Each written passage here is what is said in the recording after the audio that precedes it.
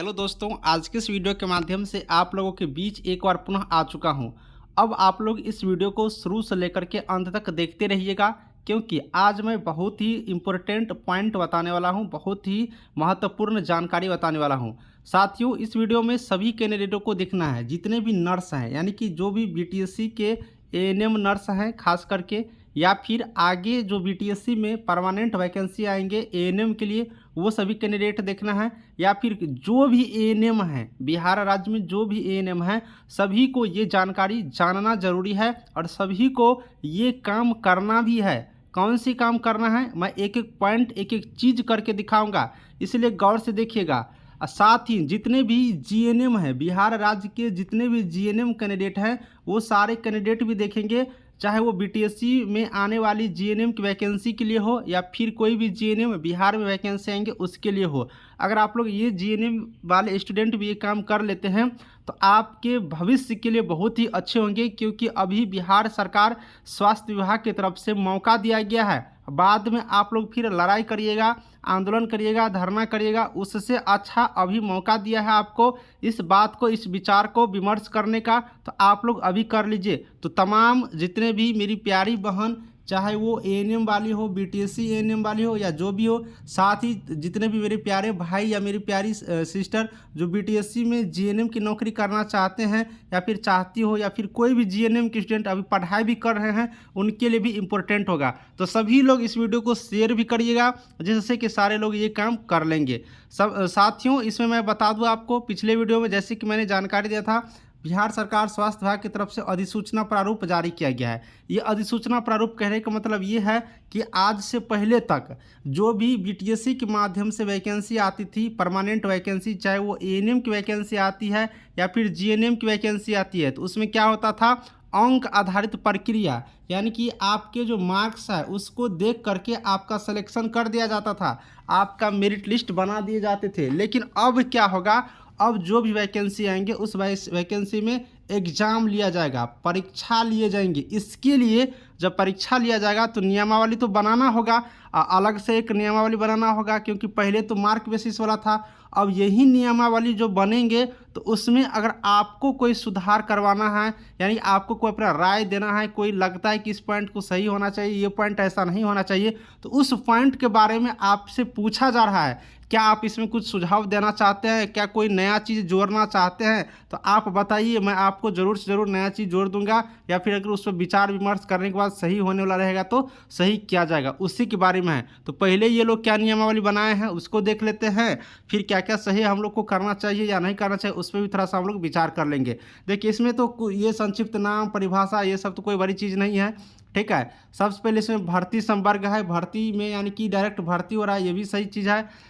उसके बाद भर्ती की प्रक्रिया दिया है, तो भर्ती की प्रक्रिया में क्या कर रहा है कि लिखित प्रतियोगिता परीक्षा होगा आप लोग का, और एक्सपीरियंस, कार्य अनुभव के आधार पर आपको चयन किया जाएगा। ये भी चलिए बहुत अच्छी बात है, ये भी होना चाहिए, सही चीज़ है। उसके बाद देखिए यहाँ पर जो प्रक्रिया है, प्रतियोगिता परीक्षा के लिए पूर्णांक 100 अंक होंगे और एक्सपीरियंस वाले के लिए 1 वर्ष का 5 अंक होंगे, ये भी चलिए सही है। इस तरह से यहाँ पर सारा पॉइंट यहाँ पर दिया गया है, प्रमोशन वगैरह सारा चीज़।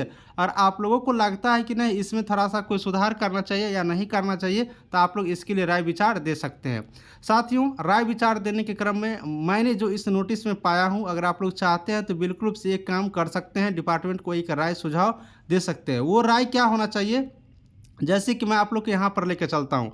न्यूनतम उम्र सीमा 21 वर्ष रखा गया है ना, न्यूनतम उम्र सीमा 21 वर्ष। मान लीजिए आपको मैं एक कैलकुलेशन दिखाता हूँ, ध्यान से सुनिएगा। मान लीजिए कि 10th क्लास कोई कैंडिडेट 15 वर्ष में कर लिया, 15 वर्ष में कर ही लेता है ना, 15 से 16 वर्ष के बीच में कर ही लेता है मैक्सिमम सारे कैंडिडेट, इससे ज़्यादा नहीं जाता है।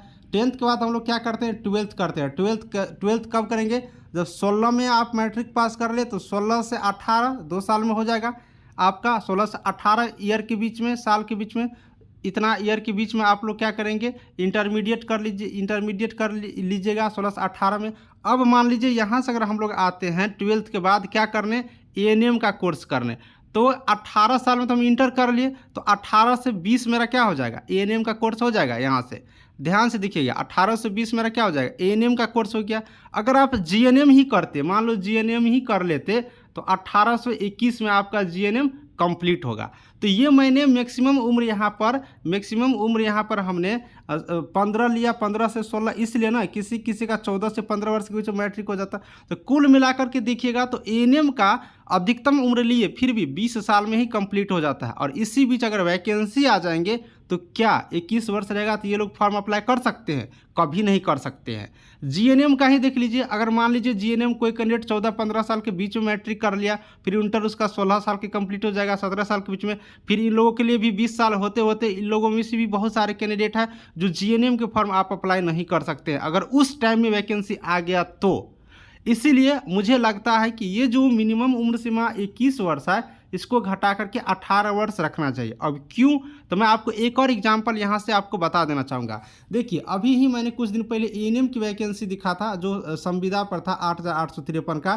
देखिए ये भी एएनएम की वैकेंसी में संविदा पे था तो न्यूनतम उम्र सीमा 18 वर्ष ही था, न्यूनतम 18 वर्ष ही था। जबकि अभी बीटीएससी में वैकेंसी आया हुआ है तो इसमें भी ये एएनएम का ही पोस्ट है, बाकी परमानेंट है, लेकिन परमानेंट संविदा है, बाकी एएनएम ही है ना, ये भी नौकरी कर रहे हैं। परमानेंट में सैलरी अच्छी होती है या संविदा में कम होती है, अंतर इतना ही है, लेकिन इसमें 21 वर्ष कर दिया गया। तो देखिए इसमें कुछ नहीं है, इसमें संविदा है तो 18 और परमानेंट है तो 21। तो ये नौकरी जब सेम है, काम सेम है, तो उम्र सीमा भी सेम रहना चाहिए। इसीलिए हमको लग रहा है कि 18 रहता तो बेहतर रहता। साथ ही आप कोई भी जॉब ले लीजिए जो डिप्लोमा लेवल पर हो, डिप्लोमा लेवल पर मैक्सिमम उसमें 18 वर्ष ही उम्र सीमा होता है। इसका न्यूनतम तिथि, न्यूनतम आयु तो 21 रहता तो बेहतर होता। बाकी आप लोगों को अगर लगता है कि नहीं 21 रहना चाहिए तो रहने दीजिए, क्योंकि फॉर्म आप ही लोग को अप्लाई करना है। अगर आप लोग को लग रहा है कि नहीं 18 होना चाहिए तो आप लोग इसमें एक बार ज़रूर से ज़रूर राय दे दीजिए कि ऐसा ऐसा बात है, इस तरह से हम लोग राय दे रहे हैं आप लोग को, ठीक है।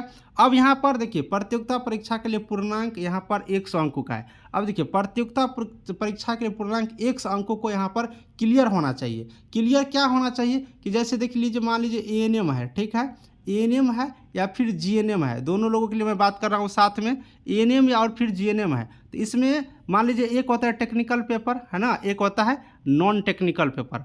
और टेक्निकल नॉन टेक्निकल कहने का मतलब ये हुआ कि आप एएनएम का जो 2 साल का कोर्स करेगा तो 2 साल में आपने क्या क्या पढ़े हैं वो सारा, जीएनएम का 3 वर्ष का कोर्स होता है तो जीएनएम में आपने क्या क्या पढ़े, सो नॉन टेक्निकल का मतलब क्या हो गया, जीके, मैथ, रीजनिंग, ये सब हो गया। तो इसी में अगर आप लोग बात करेगा तो टेक्निकल में कितना क्वेश्चन होना चाहिए वो यहाँ पर डिफाइन हो जाना चाहिए अभी ही, नॉन टेक्निकल में कितना होना चाहिए वो भी डिफाइन होना चाहिए अभी ही। अलग अलग जब क्लियर हो जाएगा तो आप लोग को भी तैयारी करने में अच्छे होंगे, है ना। इसीलिए आप लोग ये भी एक राय दे सकते हैं कि अभी ही पूरा सिलेबस बता दीजिए कि क्या क्या सिलेबस में रहेंगे और किस टेक्निकल सब्जेक्ट से आप कितना लीजिएगा, नॉन टेक्निकल से कितना लीजिएगा और उसमें क्या क्या रेशियो होगा, पूरा यहाँ पर अभी क्लियर होना चाहिए। ये 2 पॉइंट हमें लग रहा है कि यहाँ पर क्लियर होता तो और जाकर यहाँ पर सारा चीज़ क्लियर हो पाता। तो यही 2 पॉइंट था, अगर आप लोग चाहते हैं तो अपना दे सकते हैं। अब कैसे हम लोग अपना राय विचार दें उस चीज़ को देखते हैं। तो सबसे पहले हम लोग क्या करेंगे, अपने मोबाइल का गूगल खोल लेंगे और गूगल पर सर्च करना है बिहार हेल्थ डिपार्टमेंट। देखिए हमने बिहार हेल्थ डिपार्टमेंट सर्च किए हैं तो ऊपर में ही मेरा आ चुका है health department government of Bihar. इस तरह से आप लोग को ऊपर में आ जाएगा, इसी पर हम लोग को क्लिक कर देना है। जैसे ही क्लिक करेंगे एक नया पेज खुल करके इस तरह से सामने हम लोग को आएंगे। अब जैसे ही आएंगे तो हम लोग नीचे जाएंगे स्क्रॉल करके, लेटेस्ट न्यूज़ वाले जो ये ऑप्शन होगा इसी लाइन में है। इसी लाइन में ऊपर ही देखिएगा, ऊपर ही लिखा हुआ है क्या, सबसे ऊपर ही दिखेगा link for required amendment suggestion या फिर ऑब्जेक्शन जो भी देना चाहते हैं, Bihar health non technical non gazetted joint cadre rule and Bihar health technical non gazetted joint cadre rule, यानी कि इसी लिंक पर हम लोग को क्लिक कर देना है। क्लिक करने के आपको ओके करके खुलेगा। अब जैसे ही खुलेगा तो इस तरह से आपका एक पेज खुल जाएगा और यहाँ पर आप लोग पढ़ सकते हैं क्या लिखा हुआ है, सजेशन फॉर्म। आप लोग अपना सजेशन फॉर्म देना है। अब यहाँ पर जब आइएगा तो इसमें जो जो पूछ रहा है वो सब आप लोग को बताना है। जैसे कि यहाँ पर कह रहा है कि ईमेल, तो इसमें आपको ईमेल आईडी भरना है, ईमेल आईडी भरना है। जैसे कि मेरा ईमेल आईडी चंदन है और @gmail.com, तो इस तरह से आपको अपना ईमेल आईडी इसमें भर देना है। इसके बाद इसमें कह रहा है कि नाम, तो आपका नाम जो है वो नाम लिखेंगे। जैसे कि मेरा नाम अगर चंदन है तो इसमें लिखते हैं चंदन, है ना। इस तरह से आप अपना नाम यहाँ पर लिखेंगे। इसके बाद करस्पेंडिंग एड्रेस, आपका एड्रेस कहाँ है, आप कहाँ पर रहते हैं, आपका विलेज, पोस्ट, थाना, जिला, ये सारा चीज़ इसमें लिखेंगे। उसके बाद इसमें कह रहा है कि जेंडर यानी कि इसमें सेलेक्ट करना है, चूज करना है, आप मेल है कि फीमेल है। तो यहाँ पर मेल देंगे, फीमेल है तो फीमेल भरेंगे। इसमें आप लोग को जेंडर सबमिट भरना है। उसके बाद कह रहा है कि 10 डिजिट फ़ोन नंबर, आपका मोबाइल नंबर जो भी है, जैसे मेरा मोबाइल नंबर 8789694229 है, तो यहाँ पर ये हम लोग देंगे। ये मोबाइल नंबर मेरा है और अगर आपको पीडीएफ लेना है तो इस मोबाइल नंबर पर कांटेक्ट करके हमसे एएनएम का स्टडी मटेरियल, एएनएम का पीडीएफ ले सकते हैं। 8789694229 ये है। इस तरह से आगे बात करेंगे तो ये है आधार नंबर, आप लोग इसमें अपना आधार कार्ड का नंबर भरना है और आपको क्या सजेशन देना है कि उम्र से रिलेटेड या सिलेबस से रिलेटेड या कोई और भी है तो आप लोग इसमें अपना सजेशन दे सकते हैं। इसके बाद आपको अगर कोई फाइल अटैच करना है, कुछ देना है तो दे सकते हैं, नहीं देना है तो आप लोग को सबमिट कर देना है। सबमिट करके आप लोग को यहाँ पर वापस हो जाना है, आपका सजेशन चला गया, आपके सजेशन पर विचार किए जाएंगे। तो इस तरह से आप लोग कर सकते हैं। चलिए, उम्मीद करता हूँ कि आपको इस वीडियो से बहुत ही ज़्यादा फायदा मिला होगा, बहुत जानकारी क्लियर हो गया होगा। अगर आपको इसी तरह से जानकारी चाहिए तो सब्सक्राइब कर लीजिए चैनल को, आपके पास नोटिफिकेशन जाता रहेगा। कमेंट में बताइएगा किस टॉपिक पर वीडियो चाहिए और जल्दी आपके लिए मैं वीडियो नई लेकर आऊँगा। Thank you.